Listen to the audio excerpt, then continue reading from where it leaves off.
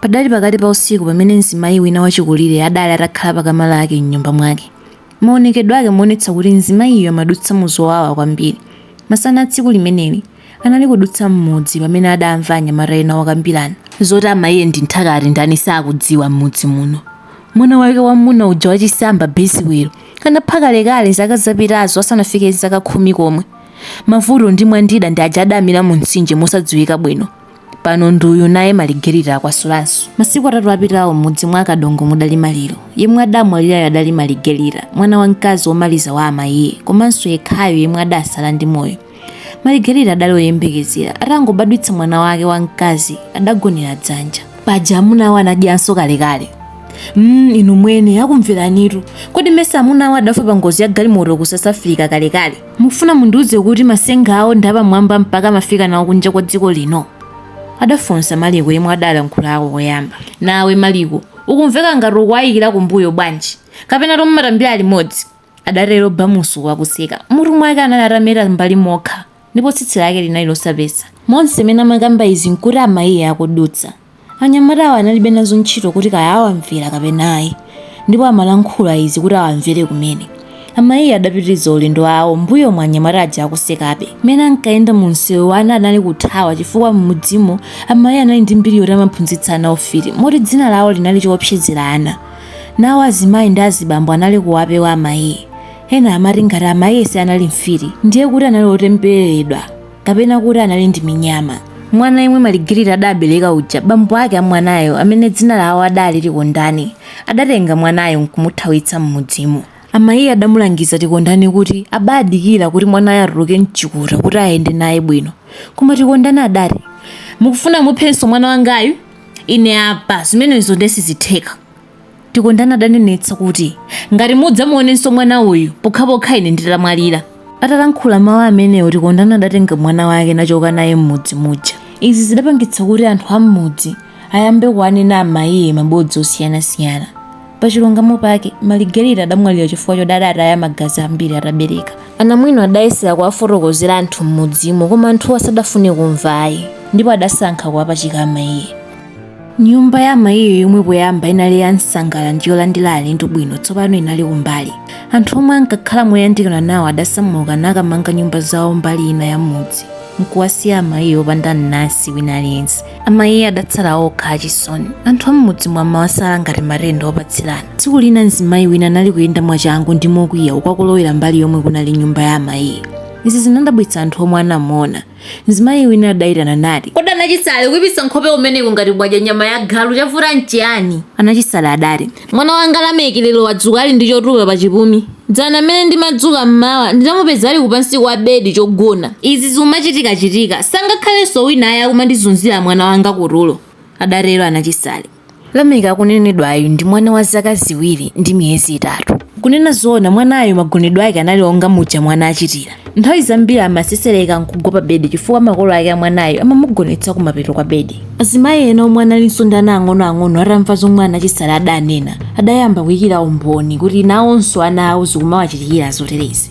Mzimayi wina adati, ine Yohane dzanadzanale amangolira poti ndi mwana osatha kulankhula amangogwira mkono wake. Nditamugwira mkonowo ndinadabwa kuti unali otupa. Apa anthu adatsimikiza kuti poti amayiye ndiye mfiti m'mudzimo ndiye kuti akumawatenga anawo usiku kokatamba. Apa onse adathamangira ku nyumba kwa amayiye. Amayiye adali chikhalire pakhonde pawo pamene adaona chitina mtindi cha wanthu chokhamukira ku nyumba kwawo. Popanda mawu aliwonse anthu adayamba kuwamenya amayiye kwakuti, mwana wanga usadzamutengenso patsache lako, apo ayi udzaona. Nkhani idawapeza anyakwa wa m'mudzimo ndipo adayitanitsa msonkhano kuti amve chomwe chidatsitsa dzayi. Koma malo moyitanitsa mbali zonse zokhudzidwa, anyakwawo adangoyitanitsa azimayi okha aja koma amayiye osawayitana ayi. Kotero palibe amene adamva mbali ya amayiye. Amayiye adapitirirabe kukhala m'mudzi muja nanga kadalowera kuti poti iwo adabadwira ndi kukulira m'mudzi momwemo. Makolo awo amayiye adamwalira kalekale. Azibale awo omwe adabadwa nawo banja limodzi nawonso adathawa m'mudzimo poopa kuti amayiye angadzawathire mtundu wawo malingana ndi mbiri yomwe mzimayiyo adali nayo kuchokera pomwe mwamuna wake adachita ngozi ku South Africa. Ngakhale adali kukhala mzitonzo, amayiye adali munthu olimbikira, adali ndi dimba lawo komanso amalima ndiwo zamasamba ndi zina zambiri pa khomo pawo. Pa khomo pawo padalinso zipatso zambiri poyamba ankagawira kwa anthu m'mudzimo. ana akabwera kufuna zipatso amayi amawagawirako poti iwo analibe mtima omana, adali ndi mtima ogawa. Koma tsono anthu adaleka kulandira zipatso zawo ndipo pakhomo pawo ana amalambalalapo kotero zipatso zambiri zinkangowonongeka. Koma chodabwitsa nchoti patapita nthawi anthu anasiya kuona zipatso zowonongeka zija kotero maganizo awo anali oti amayi ali ndi ndondocho zomwe amazipasa zipatsozo. Koma pa chilungamo chake amayi ataona kuti zipatso zikungowonongeka adayamba kudzuka mmawa kwambiri nkomakagulitsa zipatsozo ku midzi yakutali chimodzimodzinso ndi zolima zawo zija. Iwo sankagulitsa ku misika ya m'mudzi mwawo kapena yoyandikana nawo kamba kuti palibe yemwe ankagula chifukwa cha mbiri yawo fiti yomwe inkawatsata. Chifukwa cha kulimbikira kwawo amayi samasowa zakudya pakhomo pawo. Idafika nthawi ya dzinja koma chodabwitsa chidali choti m'mudzimu zimaoneka kuti mudali chilala. Mvula simasonyeza kuti ibwera ayi. Pansi padali powuma ndiponso anthu amasowa nthuzi wobisalirapo dzuwa likawomba chifukwa mitengo yambiri idali yoti idadulidwa osadzalamonso ina. Pamene anthu adali kudikirira mvula amayi adayamba kulima, nadzala chimanga chawo ndi mbewu zina, natenga zotungira madzi zawo nkumathirira mbewu zawozo. Anthu ataona izi adayamba kunena kuti amayi ndiwo adatseka nthambo kuti mvula isabwere. Anthu adasonkhana kwa mfumu kukadandaula za nkhani, nawo mfumu sadachedwe adayitanitsa msing'anga kuti adzachite maula ku nyumba ya amayi kuti achotse nyanga zonse. Tsiku lina amayi adaonanso anthu ochuluka akubwera ku nyumba kwawo. Iwo sadali odabwa chifukwa izi zinkachitika pafupipafupi. Chilichonse chodabwitsa chikachitika m'mudzimo amati ndi amayi omwe achita zimenezo.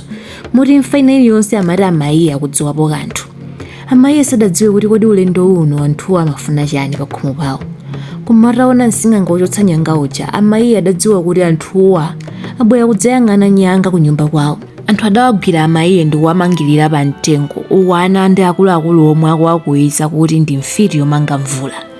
Msing'anga uja adayamba maula ake uku akuyimba nyimbo anthu nkumamuyankhira. Nyimboyo inkamveka motere: namulondola wadutsa yapa.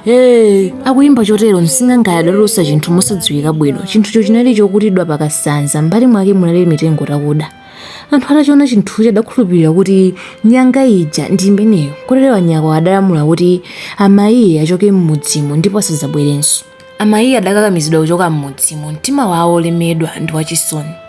Pamene ankayenda kutali anthu a m'mudzimo adali kuwakuwisa uku akusangalala kuti achotsa mfiti yayikulu m'mudzi mwawo. Koma ngakhale adawapirikitsa amayi m'mudzimo padapita nthawi ndithu koma mvula osabwerabe.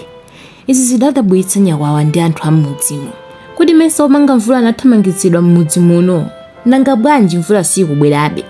Anthu a m'mudzi adayamba kukhala ndi mantha chifukwa adadziwa kuti ngati mvula sigwa ndiye kuti chaka chikubweracho kugwa njala yayikulu. Mbewu zidawuma ndipo m'misinjeso nawo madzi adawuma.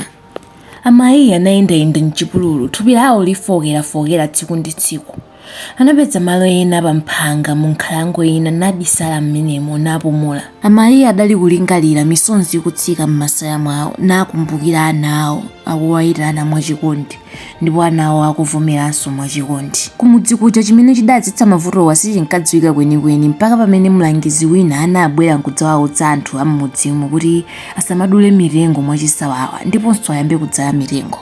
Zaka zinadutsa ndipo mudzi unasinthika. Mibado yatsopano inabwera ndi kupita. Koma nkhani ya amayi inakhala ikukambidwabe. Nkhani ya amayi inali chizindikiro cha nkhanza zomwe achikulira amakumbana nazo ndi kusowekera chilungamo. Mwana wina anafunsa amayi, kodi amayi, nanga amayiyo kodi anapita kuti? Ndipo mayiyo adati palibe amene amadziwa komwe adalowera. Ena amati adafera nkhalango, koma anthu ena amati adaona kumudzi wina omwe kuli msungwana yemwe amasunga anthu okalamba amene amakumana ndi mazunzo komanso kusowekera chithandizo ku dera lina lakutali.